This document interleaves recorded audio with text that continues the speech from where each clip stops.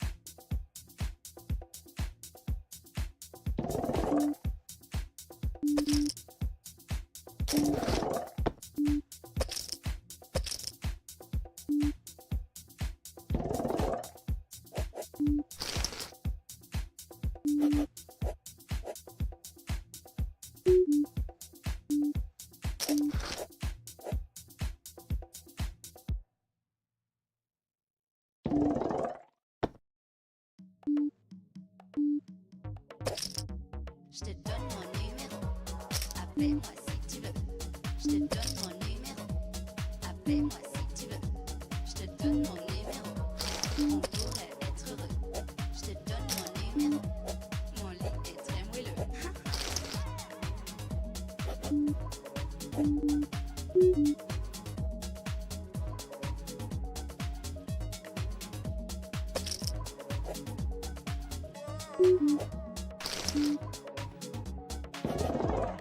On se connaît, non? Je me rappelle de ton bonnet rouge et ta veste en jean. T'es tout seul? Elle est pas là aujourd'hui? Je te donne mon numéro, appelle-moi si tu veux. Je te donne mon numéro, appelle-moi si tu veux. Je te donne mon numéro, on pourrait être heureux. Je te donne mon numéro, mon lit est très moelleux.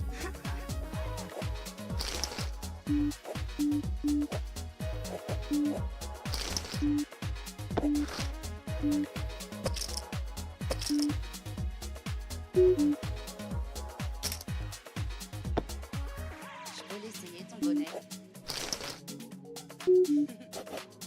Il me va bien, non? Et la veste en jean? Ouais, pas mal. Donne-moi ton whisky.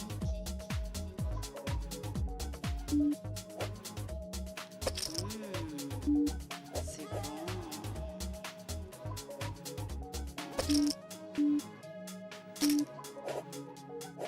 Il me regardait, contemplait, dans son bonnet rouge et sa veste en jean.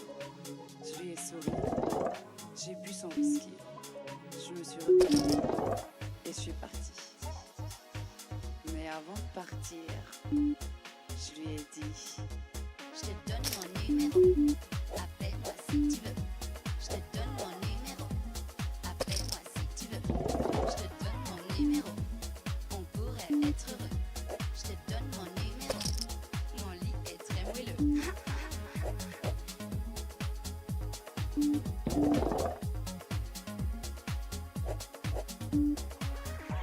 Je savais qu'il allait m'appeler. Alors il est venu. Et puis on a parlé. On s'est couché. Et c'était comme un sorcelé. Et puis il m'a raconté qu'il l'avait quitté. Et je vous jure, moi je lui ai rien demandé. Mais maintenant, nous voilà. Maintenant, il est à moi.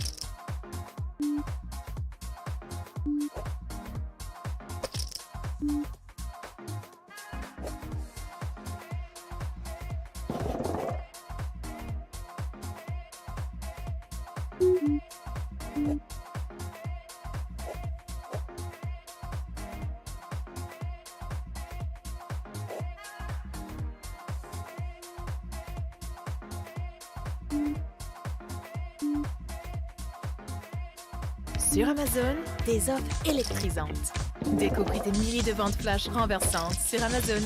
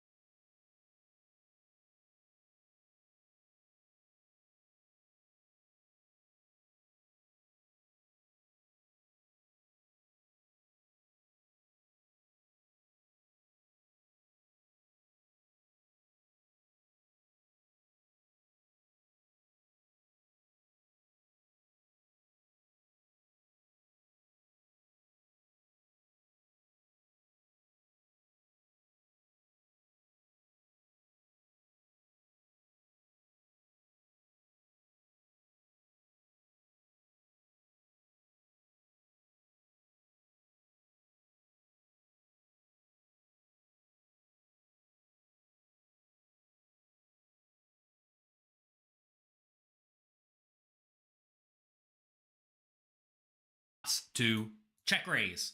Back in the day, it was actually considered to be disrespectful and rude, and perhaps not even allowed, to check raise. A check raise, by the way, is when you check, someone bets, and then you raises. Out of line, unacceptable.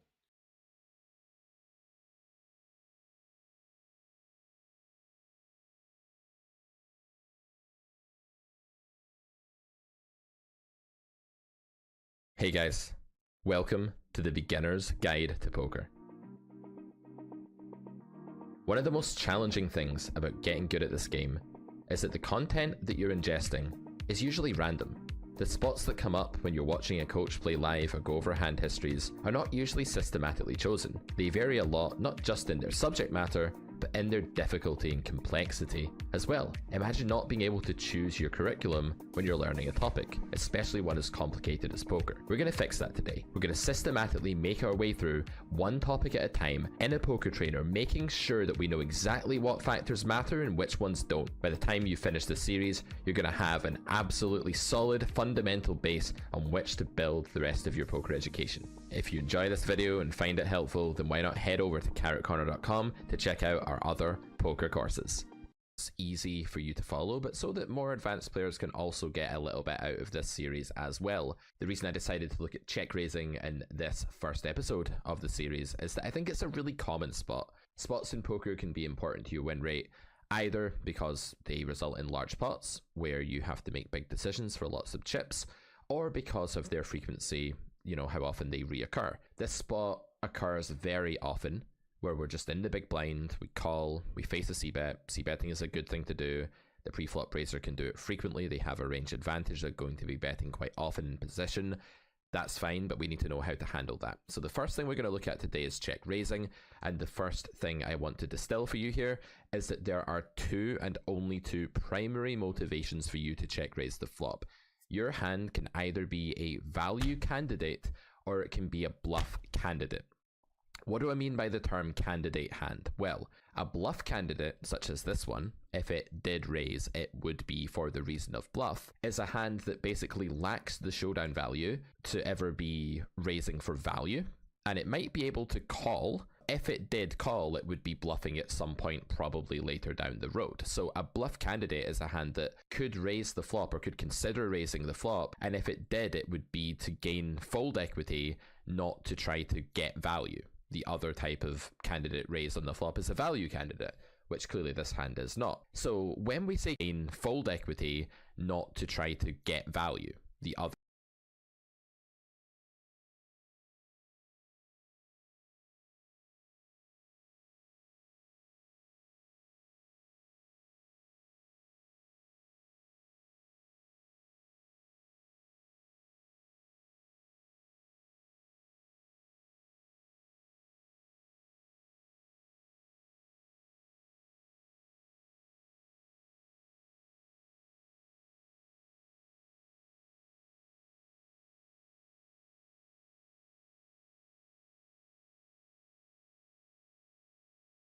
type of candidate raised on the flop is a value candidate, which clearly this hand is not. So when we say candidate, what we're really saying is this hand closer to value or closer to a bluff? Sometimes the hand is bang in the middle.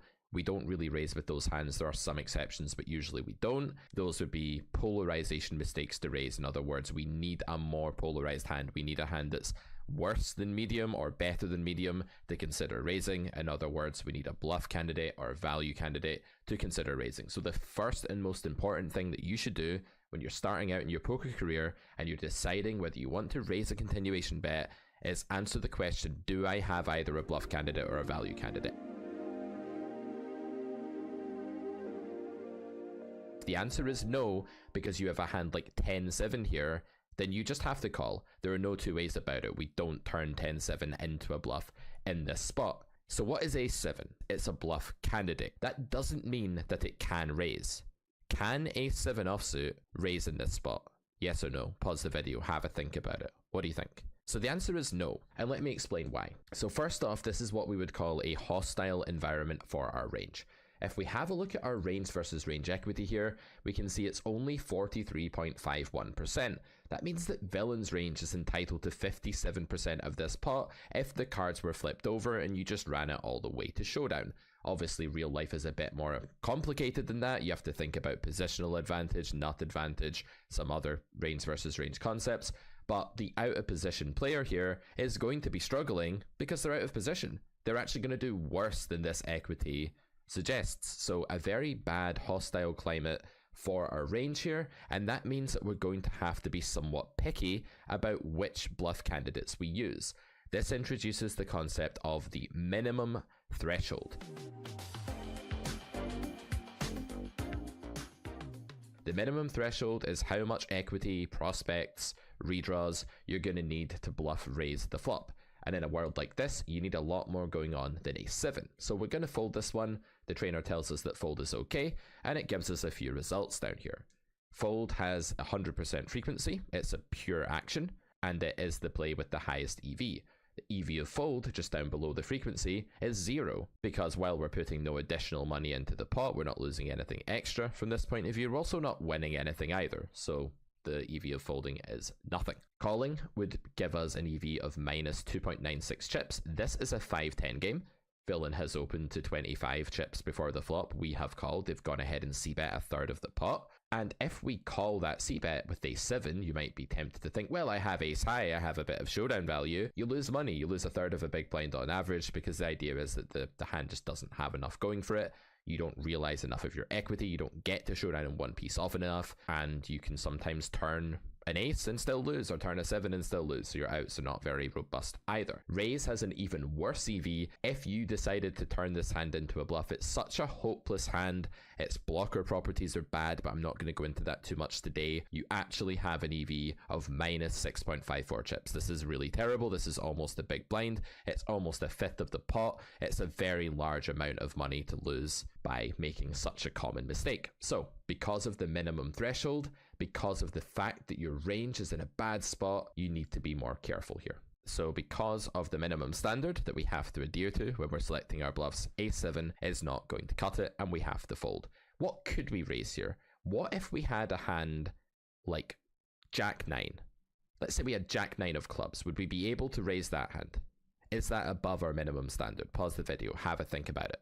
The answer is yes. If we have a hand like the Jack-9 of clubs, things are looking much better. Actually, that's not a hand we have pre-flop here in this particular sim, because it's actually 3-betting all the time, so it's absent. But we can take a hand like Queen-9 of clubs and look at that. So if we have Queen-9 of clubs, what we see on this screen is that the solver is choosing the salmon pink raise color here. It's raising 4 times the bet. That's the sizing we provided for it.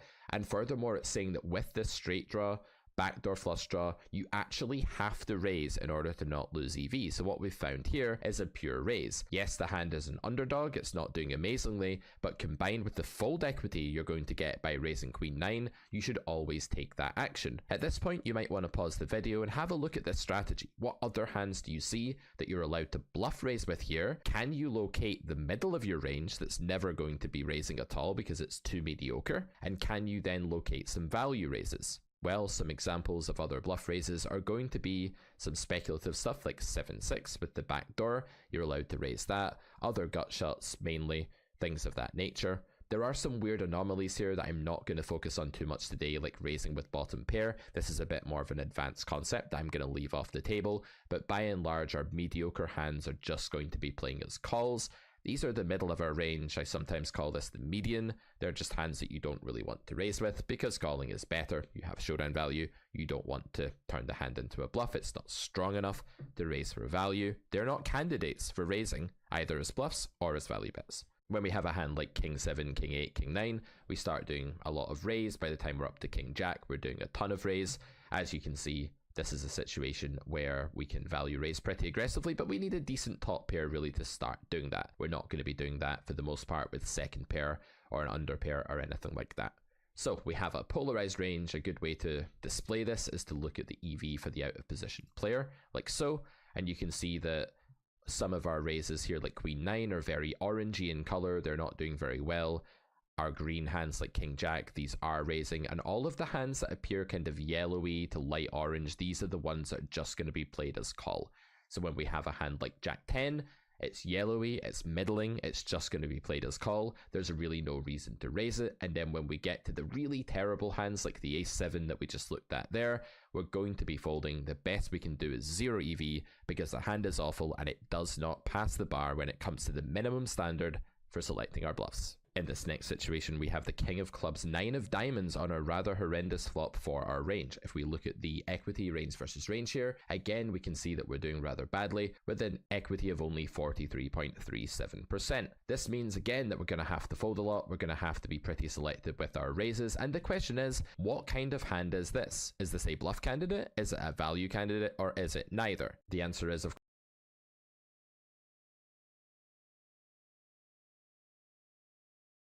course, that this hand is neither. It's actually not low enough down to even really be considered a candidate for bluffing, nor is it anywhere near good enough to value bet. So again, imagine your range here. Imagine it having a middle part that just calls. Imagine your hands like 6-7, pocket 8s, King Queen, King Jack, King 10. These are hands that are going to call. Then you can imagine some of your bluff raises. What would they be? They might be like backdoor straight draws, maybe like 8-7 of hearts, something like that. Something that gives you a bit of hope, a bit of optimism. Something that gives you multiple options later on in the hand. Something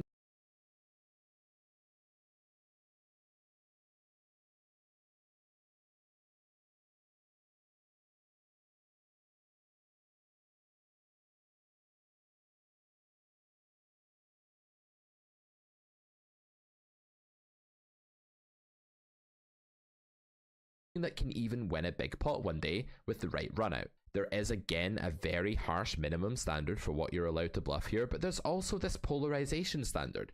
King 9 immediately should strike us as quite a mediocre hand. Its call EV is going to be way better than its raise EV. This hand is going to be callable here because the board is so bone dry and so hard to hit, but that's not really what we're teaching in this video. So while call is a 100% line and it's entitled to just over a 20th of a big blind and EV 0.63 chips, it wouldn't be a disaster if you were to fold this hand. What would be slightly more of a disaster would be if you decided to turn this hand into a bluff raise. That's wrong for two reasons. One, the hand is a bit too mediocre and call is much better. And two, it doesn't really pass the minimum standard in terms of improvability. Again, looking at hands that you are allowed to bluff raise here, you're going to be using things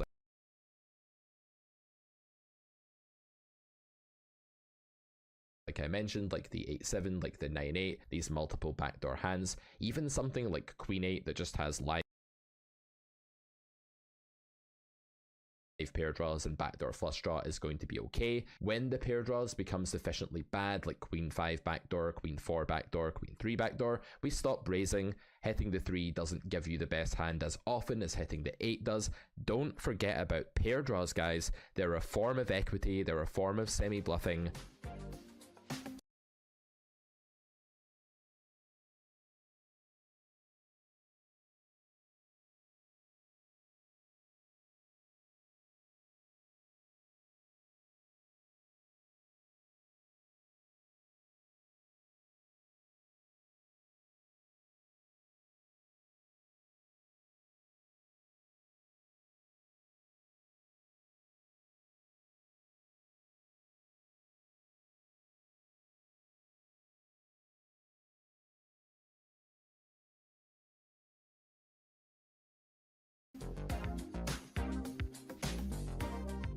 Queen 8 and Queen 3, definitely not the same hand in this spot, very different EVs.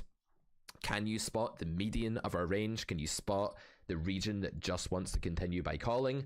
That's right, it's things like 4s, 5s, king high, pocket 8s, pocket 7s, things like this. 7s is getting kind of weird and going for some very thin value, and I'm going to get into topics like this in future episodes. You can also find out a lot more about concepts like hybrid raising, that's raising pocket 7s here, by looking at the Carrot Poker School, watching that on carrotcorner.com. That is, of course, our theoretical bible, our roadmap 10 with better pair draws with overcards to the 6 or overcards to pocket 9s and things like that. And then our value region begins at moderately decent ace-x, so with ace-7 and better we begin value raising, even some ace-4 raises as well. So as we can see, there really is a distinct polarized layout to our flop raising range. There is a minimum standard for bluffing and there's a minimum standard Hands like King 9, King 10 were a little bit too good, but you can bluff raise here with some backdoor straight draw suited kings like King 7 or King 5. Okay, so we have Ace 7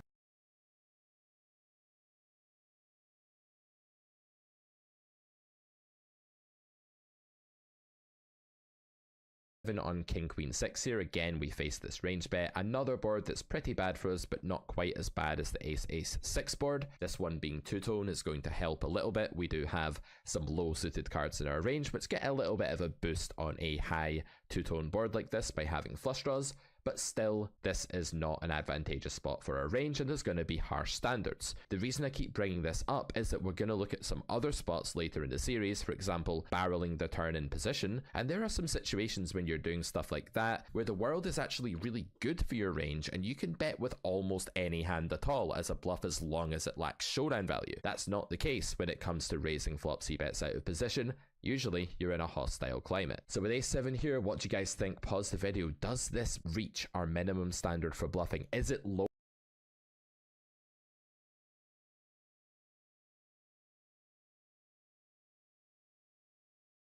enough down to bluff, or is this in the median of our range and we have to call it? Is this hand just too hopeless and has to be a fold? What do you think? So my first thoughts when I saw this hand were that it's really quite close to a call. Like, I think this hand has a little showdown value, it has some stuff going for it, it doesn't seem like a horrific call. When it comes to raising on wetter boards, we're going to have a bit of a fussier standard about having immediate draws. So on the last board we looked at, which was Ace 6 6, which was Ace Ace 6, it was kind of impossible to have a draw. So having a pair draw was as good as we could do. We couldn't have a straight draw or a flush draw. But here's the thing, on boards with 2 high cards or even 3 high cards, where there are flush draws and straight draws present, naked pair draws are going to be pretty terrible. So while A7 is a really cool hand on a board like 5-5 deuce, it's a huge hand on 5-5 deuce where you have a backdoor. Well, it's a decent hand, maybe huge is getting a little bit carried away. On this board, it's actually quite terrible, because on a board that's more connected and high and wet and easy to hit, you definitely need to have more immediate straight draws when you're raising.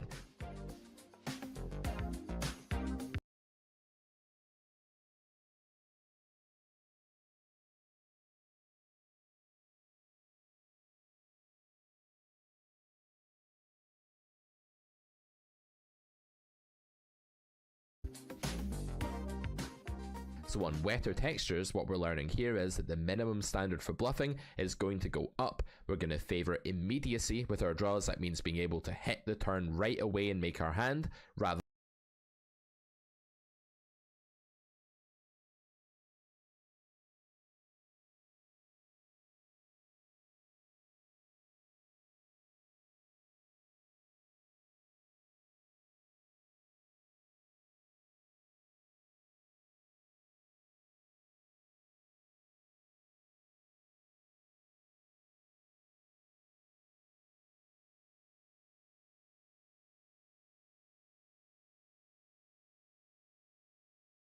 with our draws. That means being able to hit the turn right away and make our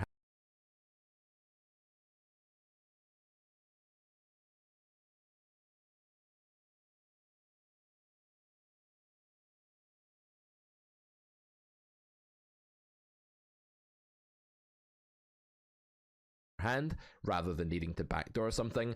And also look at the caliber of our pair draw in this situation. Hitting the ace here is really far from great. You're going to be dominated still, unfortunately, by some bigger ace x, by some 2-pair, by some straights. Jack 10, of course, getting there on the ace turn and being a hand that they have relatively frequently. So this is a situation where the hand looks a bit better than it is. I'm really torn here between calling and folding. I'd probably just fold this most of the time. I wouldn't be shocked if call was okay. And yeah, it's actually fine to call and it's okay to fold. And it's actually creeping in there with a bluff raise. Like, raising this hand is not diabolical. You could kind of get away with it. The solver's never doing it, but if you look at the EV of raise here, it's not really a mistake. I don't think I would ever raise this hand, but it's actually not horrendous if you do. So this hand is borderline. We can say it's right on the threshold. When we're looking at hands on this texture that are much clearer raises, we're going to be concerning ourselves with, again, immediacy, things that have the immediate outs. 10-9, Jack 9, Jack 10, these are good. You can sort of turn the 6 into a bit more of an advanced hybrid bluff raise. For any of you that know what hybrids are, that have taken the Carrot Poker School, that'll make a lot of sense to you. If not, carrotcorner.com, check it out. There's a lot more detail on this topic in grade 2 of the Carrot Poker School. Lecture 9 or 10, I can't quite remember which one, but one of those, I always forget the order. But yeah, our bluffs here are just going to have to be more immediate. They're generally gut shots for the most part. Our value region, again, you can locate where that starts. It's good king X and better. This is typically the case in late position. If we were against under the gun here instead of button, it would actually have to be a bit stricter which top pair we raise. And once again, guys, there's a very clear median of our range region that is just calling. Flop raising strategies are always polarized. We don't turn second pair or third pair or anything like that into a raise usually, although there are a few exceptions. And yeah, we have to be kind of careful. Look at the hands that are folding here. Ace 7 without the ace of hearts, ace 8 without the ace of hearts. We don't care about that kind of showdown value because it's just not going to turn into anything often enough. We're not going to get to realize it. Because the board is wet, we have to be way fussier about what we raise with. So hands that were raises previously are going to struggle to return the same EV here. Look at 5-3 of spades. We saw previously that hands with multiple backdoors on the really dry ace-ace-6 board were able to raise. That was because their pair outs were of a higher caliber. Here, hitting a pair of 3s or 5s is pretty awful, and so this measly backdoor is just not going to cut the mustard when it comes to selecting bluff raises. In this situation, we face a c-bet on ace 9-4. Again, not a good board for a range. These are all fairly bad boards we're looking at today because I chose flops intentionally where the opponent is betting all of their range in theory or close to that.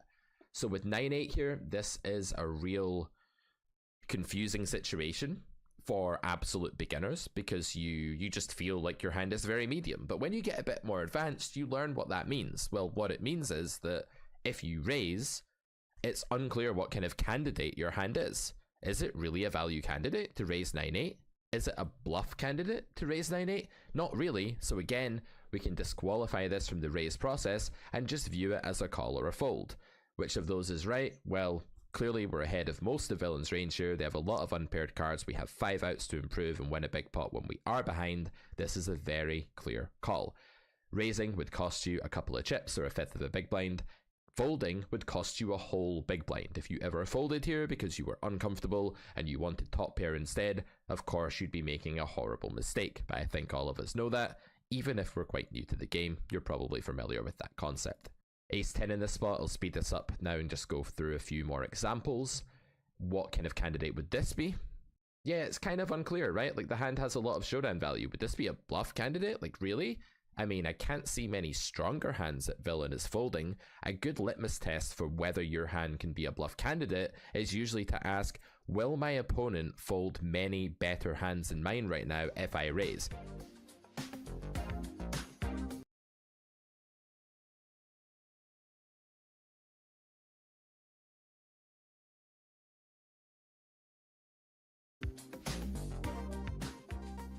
I think even combos like Ace King here are pretty much pure continues against the raise. Maybe they're mixing depending on sizing, but it's unclear that too many better hands are folding. I don't think a pair of 5s or 7s or anything like that is ever going to fold to a raise. So even with the Ace of Diamonds, even though that does tempt us towards raising a bit, my primary option here is call. The hand is of course far too good to fold. It loses a tiny bit of EV if you raise with it. If you look at the numbers there, loses a whole big blind if you fold. Again, this is a spot where you have to be careful that you don't eat into your showdown value too much when you're selecting your bluff raises. Just generating spots freely now, not preparing them or anything. Now we have Jack 8-8, we have the gut shot. What kind of candidate is this and can we do it? Pause the video, give me an answer. The correct answer is of course that this is a bluff candidate and we can raise it, absolutely. We'll do quite a bit of raising in this spot and that's because the 8 is actually providing us with quite a lot of nutrition in the domain of value hands. It's feeding our range all of these juicy value-y hands and that's going to increase our bluff frequency a little bit as well. So definitely with a gut shot, even without a backdoor, you're going to be doing some raising. Raise or call is totally fine here. You may have noticed this little number at the bottom left, which is the RNG. When you think that either calling or raising is absolutely fine, as I do here, one way you can make a decision if you don't want to overthink it and you don't have an exploitative read to act on is to go for a mix. mix and actually say, well, half the time when it's a high number I'm going to call, and half the time when it's a lower number I'm going to raise, or something like that. I'm going to actually call here, but yeah, call and raise are both fine. It's doing more raise than call. That's because, as I say, there are a lot of value hands in our range here that want to raise, so we do quite a lot of raising with gut shots. If we fold, again, look at the numbers, look at the EV, we'd be losing 10 chips. That's a whole big blind. That would be very, very bad. Okay, let's do a couple more before we wrap up this introductory episode of the series. Pocket fours on queen 9-5. What kind of candidate would this be? Don't fold V. Why are we out of... And so would fold. So you'd lose about a third to 40% of a big blind if you take either of those plays. The hand is not a raise because it's too mediocre. Not a... We call threshold, where basically fold, call, and raise all have very similar EV. This hand here, the ace deuce of hearts and the king 10-4, is one such hand. Calling is alright. Sometimes all EVs are practically the same. It's slightly better. This hand here, the ace deuce of hearts and the king 10-4, is one such hand. Calling is alright, but nothing special. It's slightly plus EV. Raising is also alright, but nothing special. We shouldn't do it all of the time if we want to play a balanced strategy, but it is okay sometimes to turn this hand into a bluff. And folding is not a disaster either because all of the investment options are close to zero. I'm going to just raise this time. If we look here at the EV, we can see that all EVs are practically the same. It's slightly better to get involved here than it is to fold, but there could be some hands that are literally just totally indifferent. And the point here is plus. It's really important to understand that what we've looked at today is the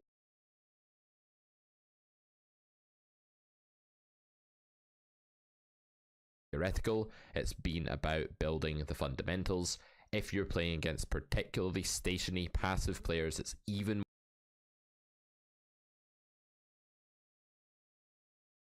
more important that you raise your sets. It's important that you don't raise the bluffs that are at the bottom of your range that are just okay to raise in theory. Similarly, if you're playing against nitty players who are too tight, you want to bluff all the time. You want to just always raise these hands that are on the threshold, as long as you don't think there are going to be many repercussions when your opponents catch on to your strategy. So this is the theoretical side of check raising. I hope it's made a lot of sense to you. I hope it's clarified some matters. Next time we're going to get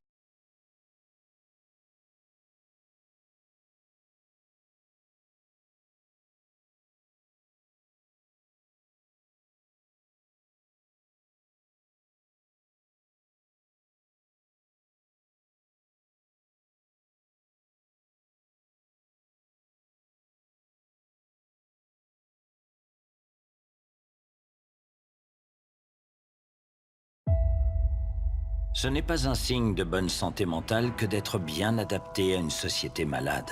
Few plays in poker are more fun to execute than the river check raise. You check your opponent and everything is all fun and games for them until you put in that massive unexpected raise in. Suddenly they are completely fucked.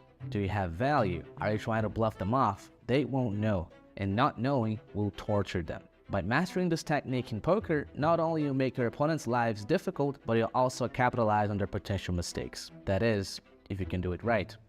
In this video, I tell you everything you need to know to effectively check raise on the river and put your opponents to the test. Let's go.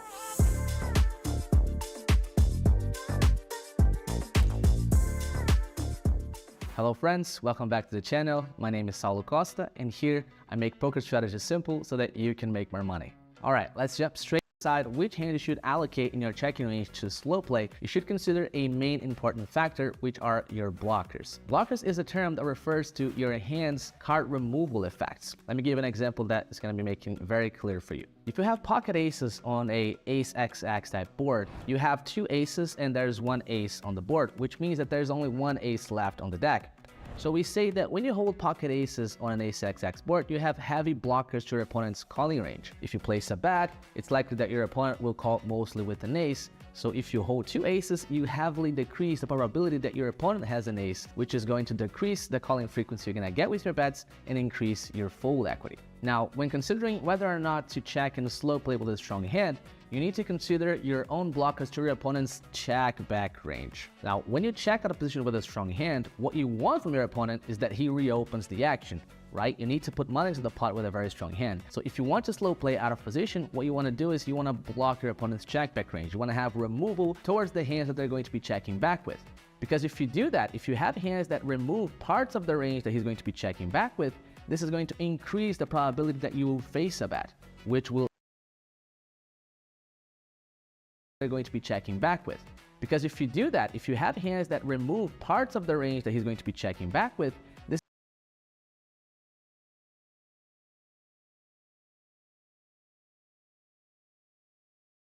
is going to increase the probability that you will face a bet.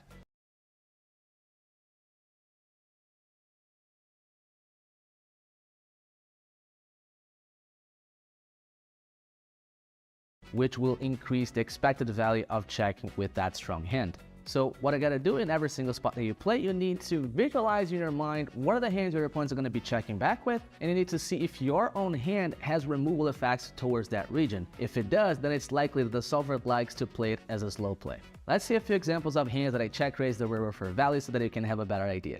So first hand here is a hand that I played at 25.50 on GG Poker, and I got King 10 off on the big blind. Our opponent opens from the cutoff for 2.5x, and we defend here as a call. Flop comes Queen 10-6 two-tone, and our opponent decides to bet small. This is a strategy that people play still these days in these boards where they just bet small with their entire range, but the correct play here is to size up with lots and lots of hands. But anyways, our opponent decided to bet small here, and we're obviously going to call with our King 10 here. And the turn comes a deuce of spade, gives an additional flush draw. Our opponent checks behind the turn, and the river is an ace of spades. So we got the nuts here, we got the king of spades. And in this hand, I decided to check. Now, I decided to check on this hand because I have the 10. And the 10 is going to be a hand that our opponent is always going to be playing as a check on the turn, and he's never going to reopen the river with the 10. He's always going to be checking back. So when I was playing this hand, I quickly visualized that, okay, 10x hand is a hand that my opponent is going to be checking back, and he does have tons and tons of 10x in his range, so this is likely a good slow playing hand. Let's take a look at a solver to see if the solver agrees with us. Okay, so this is the solver solution on the river, and we see that we're supposed to check 51% of our range, lead with blocking backs 15% of the time, lead with medium bets 25% of the time, and 8.6% of the time we're doing some overbets. Now, when we take a look at our strongest hands in our range, particularly flushes, we see that we are supposed to check sometimes with flushes, but the majority of our strategy is to bet with flushes. And he's never going to reopen the river with the 10. He's always going to be checking back. So when I was playing this hand, I quickly visualized that, okay, 10x hand is a hand that my opponent is going to be checking back, and he does have tons and tons of 10x in his range, so this is likely a good slow playing hand. Let's take a look at a solver to see if the solver agrees with us. An additional flush draw. Our opponent checks behind the turn, and the river is an ace of spades. So we got the nuts here, we got the king of spades, and in this hand, I decided to check. Now, I decided to check on this hand because I have the 10, and the 10 is going to be a hand that our opponent is always going to be playing as a check on the turn, and he's never going to reopen the river with the 10. He's always going to be checking back. So when I was playing this hand, I quickly visualized that, okay, 10x hand is a hand that my opponent is going to be checking back, and he does have tons and tons of 10x in his range, so this is likely a good slow playing hand. Let's take a look at a solver to see if the solver agrees with us. Okay, so this is the solver solution on the river, and we see that we're supposed to check 51% of our range, lead with blocking backs 15% of the time, lead with medium bets 25% of the time, and 8.6% of the time we're doing some overbets. Now, when we take a look at our strongest hands in our range, particularly flushes, we see that we are supposed to check sometimes with flushes, but the majority of our strategy is to bet with flushes. But there are some hands that we should be checking, and these are going to be exactly the hands that block our opponent's check back range. So you see that if we have King 10 off, and we have the King of Spade with a 10, we can afford to check this hand quite a lot. If we have King Queen off, the King of Spade, and blocking a Queen, we also check quite a lot, this time even more often than the 10 because we block even more hands in our opponent's check back range. If we have Queen Jack off, again, we check to our opponent's bets. So we see here that if we check, the bulk of our opponent's check back range here is going to be exactly Queen X hands and 10X hands. So our opponent is checking a lot of 10-8, 10-9, Jack 10, Queen 5 through Queen Jack, King 10. So you see that the majority of our opponent's check back range contains either a Queen or a 10. Therefore, the flushes that contain a Queen and a 10 are very good slow playing flushes here to put in our checking range.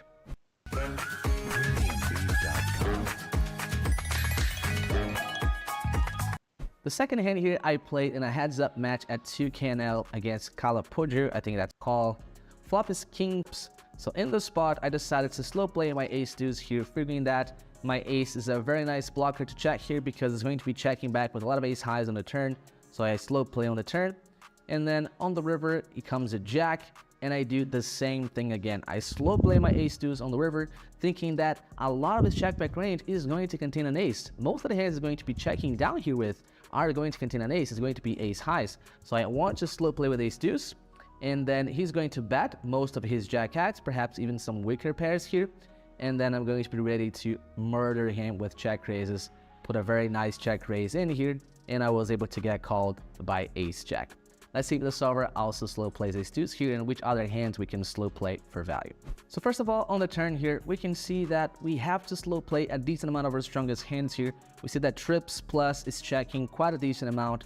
Particularly with our trips, we're checking about half of the time, and we check pretty much all of our trips regardless of the kicker. So when we get to the river, and the river's a jack, we're going to have some hands, some very strong hands in our range, and want to decide which ones we're going to slow play, right? And we see here that ace deuce is a pure check on the river.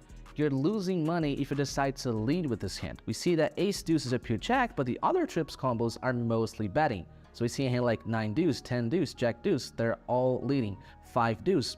And then with ace deuce, we're checking. So here again, we see the effect where if we have blockers to our opponent's check back range, we can and should slow play with that hand. So if we check here, we're going to see that the button's check back range is going to contain tons and tons of ace highs and also queen highs. So we see that queen highs are also a heavy part of our opponent's check back range. So if we have a hand like queen deuce here, we're also going to be slow playing quite a lot. So we slow play ace deuce and queen deuce because that blocks our opponent's check back range. Whereas if we have a 10 kicker, 9 kicker, these hands, they don't block the check back range. In fact, they block the reopen range, and that's bad, right? If you decrease probability that your opponent is going to reopen against you and you have a very strong hand, that's really bad for you. That's going to decrease your expected value. So you want to make sure that you block your check back range of your opponent and that you unblock the reopening range. You want him to have hands that are going to reopen the betting so that it can put the check raise in. Third hand that I played for value here, another hand at 25.50 on GG Poker. I got pocket eights on the big blind. I call again against the cutoff. Flop comes 9 for a deuce. He goes ahead and fires a small bet. I'm gonna float here. Turn comes a queen. He checks back and the river comes an 8. I decide once again to slow play my pocket eights here, and then he reopens the betting for half pot, and I go ahead and put a massive check raise in, and he folds. In this case here, I don't think I'm blocking way too much of his check back range because a lot of hands that contain an 8 is going to be betting the turn. So hands like 10-8 suited, Jack-8 suited, they're probably betting the turn quite often. And it might be the case that he can reopen for value a hand like Ace-8 and King-8. So I don't think I'm blocking too much of my opponent's check back range here, but I'm sure that I'm not blocking his reopening range too much. Yes, he's going to have some 9-8 suited that probably wants to reopen, but other than that, I don't block his reopen hands. So that's a very good idea to slow play with a hand like this. And I also unblock my opponent's back call range against a check raise. I want him to back call with a hand like Queen X, maybe a hand like Pocket Jacks. So I'm unblocking that region as well, which is really good. Let's take a look at the solver and see what it says. So this is a strategy on the river here. We see that with 2 pair plus, we are supposed to slow play a little bit here, particularly with sets. So our sets are heavily slow playing here. We're checking about 60.5% of the time with our sets, including pocket 8s, pocket 9s, and heavily with pocket 4s and some pocket 2s. So here we see again this effect. Let's take a look at the hands that our opponent is supposed to reopen and check with, and this is going to give us insight into what hands we should be slow playing. So we can see here that our opponent is checking back with a decent amount of ace kings, so that's the bulk of his checking range because it contains a lot of offsuit combos, but we don't have necessarily many strong hands that contain an ace, so we shouldn't really give too much thought to the ace king here. Villain's checking a hand like 9-7, so that's a hand that we block when we hold pocket 9s. So if you hold pocket 9s and you have a set and you block some of your opponent's check back range being 9-7. Our opponent is also checking back some 8-6, 8-7, so there's a small effect with our pocket 8s on the blockers, and is also mixing some checks with the 8x region. So here what you want to do is you want to slow play with hands that block a 7, a 9, and 8, and those hands are going to be very good check raises for value. Alors, t'en es où toi maintenant, Otto? Bah écoute, ça y est là, j'ai fini ma formation. Et formation de quoi? Informaticien.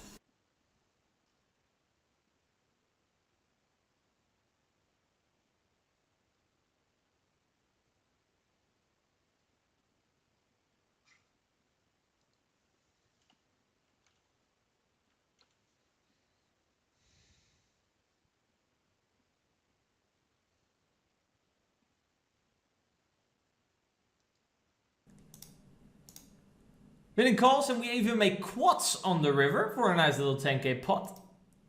And we go over to this. Definitely not my specialty. It's also not a very frequent spot like turn, check, raise percentages 8. And we decide to think there are some spots that you guys maybe are missing. So if there are a couple of spots where you're like, hey, Wacko, you really helped me here, give this video a thumbs up, leave a comment down below. And without further ado, let's check raise some turns. So the first hand, the button opens to 2.5x. We are in the big blind and we 3-bet, so it's a little 3-bet pot. The flop comes 4 queen 8 and we decide to c-bet. Spoiler alert, when the board gets high, it means it was run twice and therefore it means we have been all in at some point. You get a point in betting. Checks behind as well. If Willem bets, which he indeed actually now does, we're in a little bit of a dicey spot. Let's say he has a bluff like 5-6 suited, for example. He has 2 live cards. He has an open-ender. We would still have to play rivers. What are we gonna do with the river also of a spade, a 7, a 9, a 10, a jack? Are we gonna fold? Are we gonna call? It's a little bit dicey. We do have good blockers in terms of blocking his value bets and not really blocking his bluffs. But so let's say, for example, the river doesn't complete any of his bets on the turn. So the river is not a spade, the river is not a 9, not a 10, not a jack. So like half of the deck doesn't come. We might have a good hand to call down with. I actually went for a different option. I just decided to rip my stack in, aka the check rizzles. And now it's up to Mr. Big Joe again. And like I said, the good thing about this play is I think I can make him fold to hands that have quite a lot of equity. Mainly hands like 6-7 suited, 5-6 suited, 9-10 suited, 10-jack suited. These hands are live and are drawing and could sometimes bluff me up, for example, on a spade river, which if we now go in, that doesn't really happen. Queen, because you would now say we lose, but actually, no, we don't. As you can see, we indeed run a tries. There was a spoiler alert.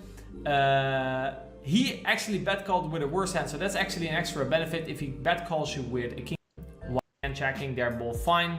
Now Willem bets, and usually when you turn a set, it's actually a great hand to go for a turn check raise. So I decided to do that. In this spot, actually betting, I think both betting and checking, they're both fine. Now Willem bets, and we decided to go for the check rizzles again. Maybe actually this hand. And given this board, maybe we could decide to check raise a little bit smaller. In the other example, Willem betted a little bit bigger. Don't mind check raising to 1.8 here. I think that's also perfectly fine. But I decided to be a little bit greedy. The benefit, if you would check raise a little bit smaller, like you don't want the villain to be folding a hand like king queen, right? That's kind of the problem. So if you think your opponent is going to fold king queen, then by all means check raise a little bit smaller. Winning calls, and we even make quads on the river for a nice little 10k pot. And we win twice because villain had 0% equity. And this is kind of the problem, right, for Angry Ogre here. If we do have a set, he's kind of dead. And I actually remember that he thought about this hand for a little while before calling. So I think maybe check raising smaller with my 3a6. Check, check, villain checks as well. And now we actually made her straight. And the recreational checks, and I actually decided to check again. I think it's a spot where doing a lot of checking again and playing from there is actually a fine strategy. We allow the recreational to do something maybe other. It's quite drawy, I have quite a lot, right? It's a great spot for us. And in this 7, like you have, I do think we should obviously, but I went for that. He's a little, very much inclined to bet on the turn, and now we can get a check raise in versus that hand. OTB decides to use a little overbet on the flop, which I think is definitely a preferred GTO strategy. We have a call here with Jack 6. We could also decide to raise, but usually an overbet is quite a more of a polarized strategy. So he either has very good hands or very weak hands. So there's not really a reason to start building much of a check raising range. So I decided to not have one and just call. So we call. Turn is a 4. OTB barrels, like his sizing, basically nothing really changed. He's gonna have the advantage in Ace Jack plus, and he's just gonna leverage that now by using a lot of big sizings. And now we actually have a decision. And overcard, for example, so I think they all had some blocks to check raise that we Probably a range is bad for me, maybe not checks. And I decided to now go for a check raise. If you look at a bluff, too weak to value bet, so then usually a check is all that is left. Willem bets, and I decided to now go for a check raise. If you look at the board, we have basically an advantage in all the nutty hands. Also in terms of in the future, let's say a king rolls off or a jack or a 10. He doesn't really have these broadways. I will make a lot of 2 pairs that he doesn't have. So basically only the 8-3 off is a hand that he has sort of an advantage for, but ace-8 off, I can have ace-8 suited, queen-8 suited. These are hands that he would probably all raise pre-flop. I can have pocket 8s. So I'm gonna again use that range advantage to kind of check raise. Again, the benefit here, because it's a limp pot, let's say he has a hand like 4-5 offsuit. Okay, that's a 2 over and a gutter. If I can make that fold with queen 3, that's quite a reasonable result. And I'm just gonna use now my blocker to 3-8 and kind of gonna leverage my range advantage by doing a very big check raise and gonna probably bomb a lot of rivers. Filling calls, rivers at 10, and basically now everything completes. So yeah, I think it's now very hard for us to show up with bluffs unless they were quite unnatural, like a hand like king 3. So I think this is a good spot to keep on betting. And I think if he has 3-8, he's going to call, but I have a 3, so that's unlikely. I don't think he's betting king jack on the turn. Don't think he has a lot of flushes, to be honest. He's just gonna have a queen or an ace quite often now here on the river, and I think he is in quite a tough spot. And it's probably going to fold, and I don't blame him, guys. I don't blame him. He did indeed fold. Pot, limp invert, he checked the late check raise, and in general, cannot really value bet. Also a little bit strong to bluff, so we check. And I decided now actually to go for a delayed check raise, and in general, if you're looking for hands to sort of check raise the turn with, turned or rivered pairs. I think in the river check raising video I also talked about this. Turned or rivered pairs are usually great candidates, right? Because now I'm blocking all his turned 2 pairs. I have some equity if he does have a king. Okay, we have sort of a pair. We have equity towards 2 pair and trips. And again, I kind of prevent him from bluffing me. So let's say he has a hand like 10 deuce, a gutter and an over. If he folds that, that's fine. But let's say I check call and he barrels the river, I'm in a little bit of a tough spot. And then he might bluff me up my hand, which is now never going to happen. So these are, to come back to another video that I made, red line, blue line. These are definitely red line plays, right? I could also call my 6-7 and probably bluff catch some rivers. And then those winnings would go to my blue line, and by check raise, quite standard. Turn is a deuce, a check, and then bet small, which is going to do quite often here. A lot of his medium pairs prefer betting at a high frequency, and I am now going to raise all in. And in general, turn check raising in 3-bet pots and in lower SPR situations like the Jack 6, that unless I'm putting him a pocket 9s and unbelievable, guys, we didn't improve on the river. Okay, believe it or not. So these were a couple of spots that I picked out to show you turn check raising. I picked kind of a variety of spots. I hope you guys took something from this.